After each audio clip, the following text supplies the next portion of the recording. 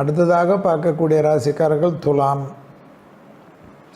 பதட்டமில்லாமல் மாதம், மனதிற்கு இனிமை ஏற்படும்.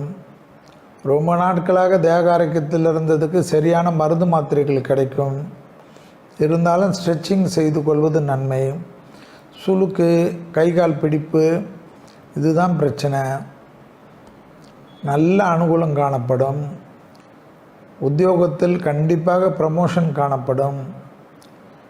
வங்கிகள் கடன் எதிர்பார்த்து காத்து கொண்டிருந்தால் கிடைக்கும். கொடுத்த வாக்கை குடும்பத்திலும் வெளிவட்டாரத்தில் காப்பாற்றக்கூடிய சூழ்நிலை ஏற்படும். பிள்ளைகள் விஷயத்தில் நல்லது ஏற்படும். அசையா பொருள் சேர்க்கை ஆனந்தத்தை ஏற்படுத்தி தரும். வாக்குவாதம் இல்லாமல் இருக்கக்கூடிய துளாராசிக்காரர்கள் பெரிய சந்தோஷத்தை ஏற்படுத்தி கொடுப்பார்கள். உத்தரவாதத்துடன் எடுக்கக்கூடிய முடிவு ஆச்சரியத்தக்க அளவுக்கு இருக்கும்.